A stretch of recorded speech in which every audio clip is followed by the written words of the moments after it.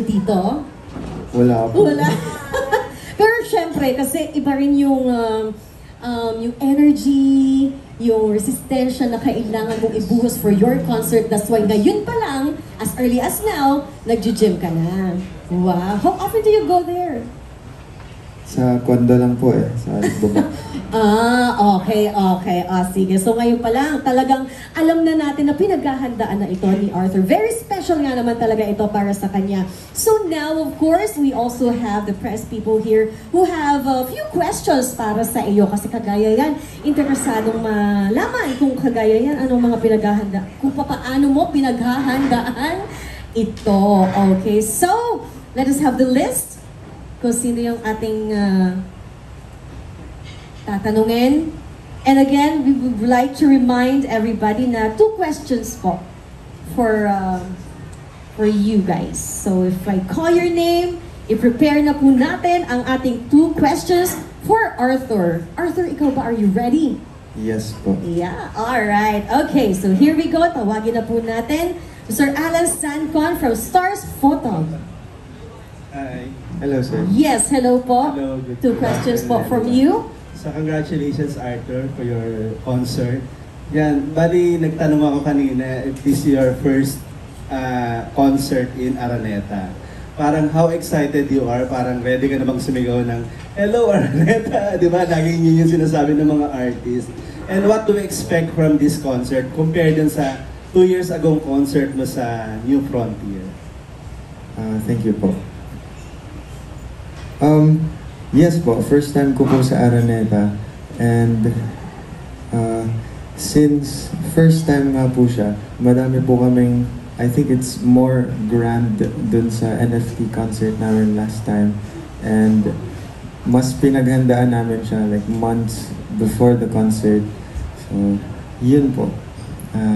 A lot of guests and performances and new songs. Yun po. Is there any pressure na mapuno yung Araneta? Kasi napakalaki ng Big Dome, di ba? So is there any pressure? And I don't know if you're going, if meron ba kaming malalaman kahit pa paano kung sino yung mga magiging special guest mo dito?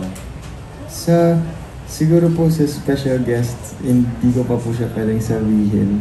Secret na muna siya. Ilalabas naman din po ata nila yung lineup of artists. And regarding po sa pressure, yes po, napapressure po ako.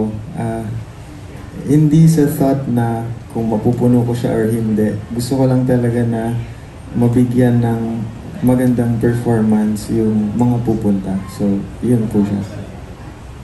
Thank you, Arthur. Congratulations. Looking forward to your big concert. Thank you po. Thank you so much, Sir Alan. Now, up next is Mr. Jojo Panaligan from Rider PH or Abante. Hi, Arthur. Alam po. Congratulations. Nabasa ko sa release na it took you 5 years to finally release a sophomore album. Ba't ganun katagal? And tell us about the songs. It's really personal. This album is very personal sa akin kasi ang dami pong nangyari. Yun nga, noong 2020, my dad passed. Tapos, nagka-COVID, nagka-lockdown. So, ang dami pong nangyari. So, yung mga songs ko po, napondo siya, like, dumami siya ng dumami, yung sulat. Pero yung recording, since availability-wise, nahihirapan kami maghanap ng like, studios and mga tao to work with, kaya medyo na-delay siya ng konti, 5 years. Pero yun po, yung susunod naman na album, yung I think mas mabilis, yung after nito. So, yun po. Second question ko, nagbago ba ang goal mo bilang artista nung nagsisimula ka compared sa ngayon na successful ka na? Ano po ba yung goal ko dati?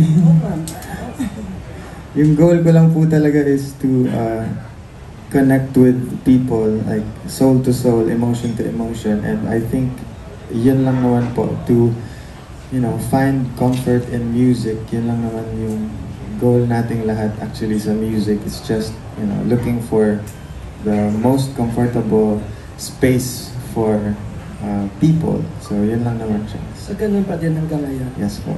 Salamat. Thank you po. Thank you so much po. Up next is Mr. Naz Tabares from Pelikula Maria.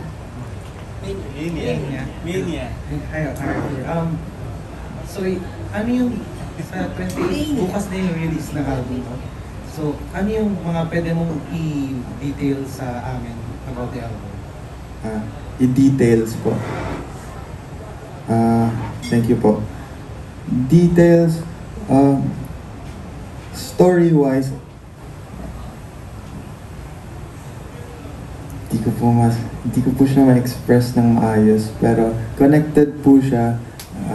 Tigdadalawang song, like part 1, part 2, and then part 1, part 2.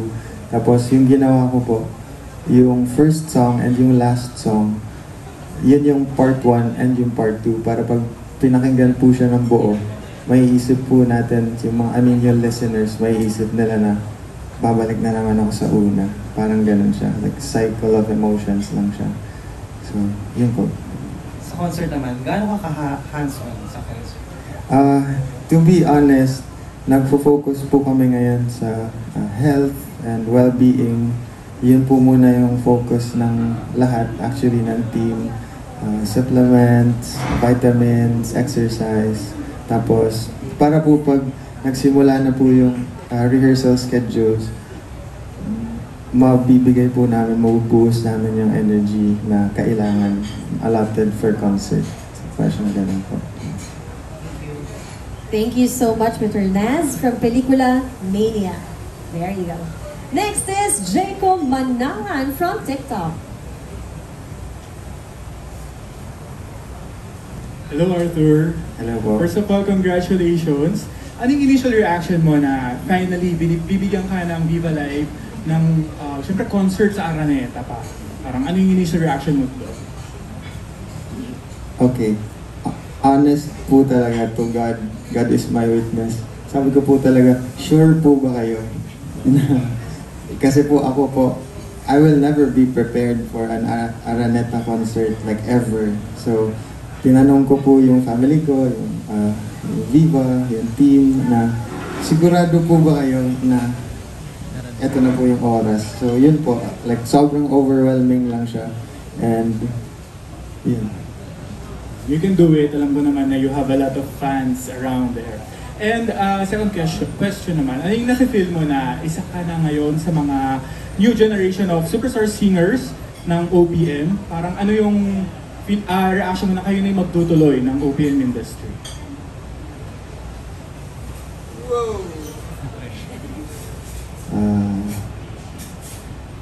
I'm just Arthur, to be honest. I'm just human. Parang as much as I want to embody or embrace the star figure or whatsoever, I'm just a kid, who's always dreaming to be a good performer. So I think yung pressure and responsibility siguro that comes with the artistry, doon po ako nag-worry. Pero as a person, I just wanna be Arthur. You have a place naman in the OPM industry, and again, congratulations. Thank you po. Next is Jezreel Ellie from TikTok. Hi, Arthur. Congratulations. Kasi ko kasi you're very parang involved with all of your works, with all of your music. Dito pa sa concert, are you also involved sa pagpa-planning? For example, anong gusto mong maging outcome ng concert? Yes po, thank you. Yes po, may meetings po kami like constantly kung ano yung flow, kung paano siya mangyayari, kung ano yung itsura, kung ano yung expected na set designs, yun po. Hands-on naman po ako. And kami sa team, nagtutulungan po kami para makabigay ng magandang performance. With your answers also, sa mga viewers, for example, yung mga attend dito ng concert, do you think, ano pa yung mas makikilala nila sa isang Arthur Neri after watching this concert?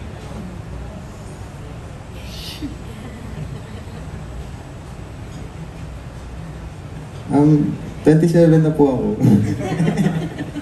Yun lang po yung nagbago. Yung edad ko. Tapos, yun po, siguro po yung dedication din. I think mas namumulat na ako on how, kung paano i-balance yung life and work. So, baka may konting shift sa personality. I mean, in a good way, siguro. So, yun po. Did I answer the question? Yeah, and I think they will look forward to it. Thank you, Arthur. Thank you po. Thank you so much. Up next is Mr. Alan Policarpio from Inquirer. Hey Arthur, so pakwento naman about yung mga collaborations mo dito sa album, and then paano na iba yung tingin mo yung sound nito compared dun sa mga previous mo na nagawa? Thank you po. Sa collaboration po, to be honest, yung album ko, 15 songs dapat siya. Tapos, inisip namin ng inisip, like, nag-filter out. Tapos, last minute ko naisip na kailangan ko talaga ng tulong from other artists sa paggawa ng, like, certain songs. So, kinanta ko po yun, si Kio, of course, we all know Kio, and Jolian from Careless Music. Tapos, si John po, kababata ko po siya sa Cagayan, and local artist po siya doon. And he's really good. That's why nag-tap na din po ako sa kanya. So, yun po. And nung una ka naming kausap dati sa Zoom ng pandemic pa, parang very shy ka pa talaga. Pero as you do more shows, feeling mo ba mas naging confident ka na sa pagharap sa mga tao and how you carry yourself? Di din po ako sure kung tama po ba yung pagdadala ko sa sarili ko. Pero yun po, medyo nakaka-gain po ako ng konting confidence sa, like, yun nga po, like, since before, nag-usap-usap na tayo. So, medyo may konting tiwala na ako sa kung ano yung, like, relationship natin dito. So, yun po, medyo may konting boost of confidence na siya kumpara before. Ngayon on stage? On stage? Mas confident na. Yes po. Yung fans po talaga yung nag-boost sa akin. Kumbaga, before ako mag-perform, nag-message sila sa akin kung okay ba ako mentally, physically, kung prepared ba ako to perform. Tapos after, kinukumusta ako ng fans kung nag-enjoy ba ako, gano'n. So, it's really the fans na constantly na nag-check sa akin. So, yun po. Okay, thank you. Thank you po. Thank you so much. Next is Charmy Pagulo from Philippine Star. Hello po. So ano yung message that you want to convey through this show or through this concert? The message?